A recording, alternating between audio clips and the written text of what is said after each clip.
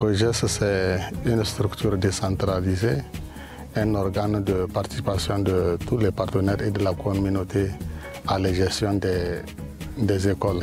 C'est une structure qui regroupe tous les acteurs au niveau local qui interviennent à l'école. Ces COJES-là sont faits particulièrement pour les élèves, pour améliorer ces conditions de travail, pour qu'ils soient en tout cas dans des conditions pour bien étudier. On ne doit pas chasser. C'est pourquoi le ministère a pris des mesures il y a un peu plus de 3 ans de cela en sortant une note circulaire pour dire que pour quelque motif que ce soit, un enfant ne doit être chassé de l'école pour affaire de COJES.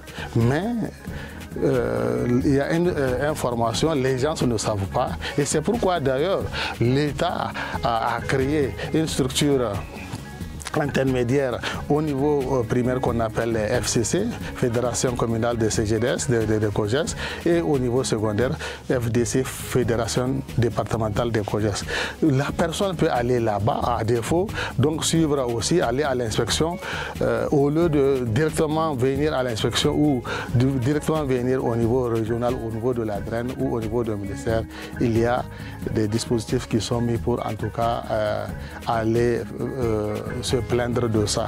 Et peut-être ceux qui le font, en tout cas, c'est par ignorance. Nous continuons avec ce que vous êtes en train de nous faire, de sensibiliser le monde COJES, en tout cas d'éviter ce genre d'erreur pour en tout cas chasser un enfant. Ce que on fait ça pour les enfants, rien que pour les enfants, on ne va pas chasser les enfants. Si on chasse les enfants, à quoi finalement à quoi sert le COJES? C'est de façon démocratique que ces COJES-là sont mis. Et ils doivent préparer un plan d'action qui est validé en assemblée générale par toute la communauté scolaire.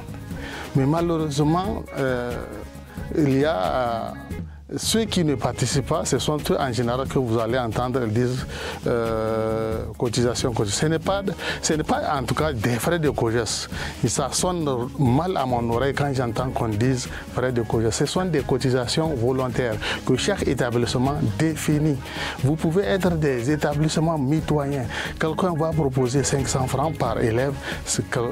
Un autre établissement va proposer 2000 francs ou 700 ou 200 francs par élève. Ça dépend de votre capacité. Je lance un appel aux parents d'élèves que ce n'est pas à l'État seul d'éduquer ton enfant. C'est pas comme nous, notre génération. Nous, quand on nous a mis à l'école, on te met à l'école, on veut que ton papa veut que tu sortes général ou médecin. Aujourd'hui, le monde a changé avec les différents outils, les différents matériels que nous avons de communication. Ne serait-ce que voir ton enfant, il est l'ami de qui, c'est déjà